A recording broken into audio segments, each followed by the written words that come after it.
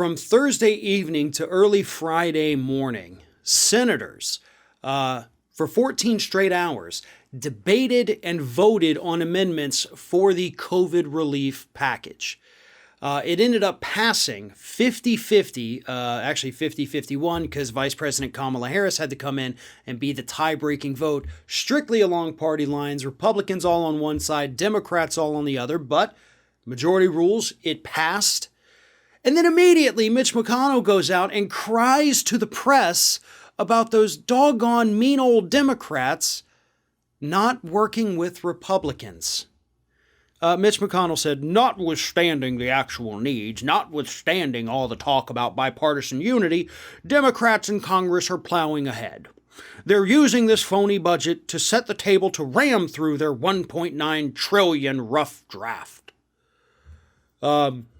Apologize for that impression. I don't know if that was more McConnell or more Nixon, but either way, it's two horrible people, and I'm sure Nixon would be proud of what the Republicans have become. Nevertheless, McConnell's out there whining that there was no bipartisanship and they didn't work with us. See, here's the thing, though, Mitch. You're lying. You're lying through your teeth, and you're doing it because you want to use that as a talking point going ahead into the midterms. Because trust me, folks, everyone in political world up in D.C. is already thinking about the midterms, and Mitch McConnell is laying the framework to say that Democrats have run roughshod over this country, and they're not including us. So if you vote for Democrats, Republicans have no say, you have no voice, yada, yada. That's the talking point. So this thing by McConnell, though, is a lie.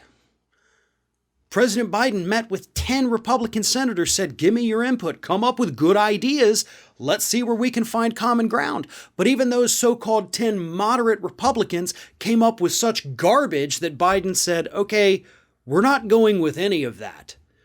Thanks, but no thanks. And then, of course, you had all of the amendments that Republicans tried to tack on, and most of them got voted down, but actually some of them ended up being passed and added onto the actual legislation. So your talking point that Democrats did this alone is already bogus based on that one fact, based on the votes, you idiot.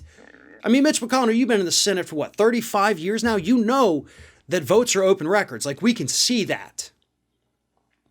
But you're banking on the public not taking the time to go and do that, and instead just going with your idiotic talking point of nobody works with me. Not to mention the fact that, Mitch, we got to bring up, you did the same thing, by the way, for 6 straight years while you were majority leader. You didn't give a damn what the Democrats said. You didn't care about any of their objections. You rammed through multiple different Supreme Court nominees. You withheld one from President Obama, you piece of crap. You packed the lower courts in this country with a couple hundred judges, 230, I think it was the final number that Trump got. You passed the tax cuts without Democrats. You passed all kinds of stuff without Democrats. And not once did Democrats go on TV and cry about, they didn't work with us.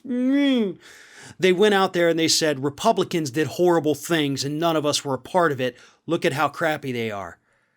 And Mitch, I can guarantee you, if you had put forward one idea that would have helped the people of this country, one idea, the Democrats would have leaped at that. But that's the problem with you and your entire party. You have nothing. You are a party of no ideas. You haven't had an original idea in 40 years. So cry all you want, Mitch. Maybe you ought to start looking at your own party and wonder why none of you can come up with a single idea on how to make the lives of American citizens better during a pandemic and a recession. It shouldn't be that hard, but the Republican Party is so brain dead, you can't even figure it out.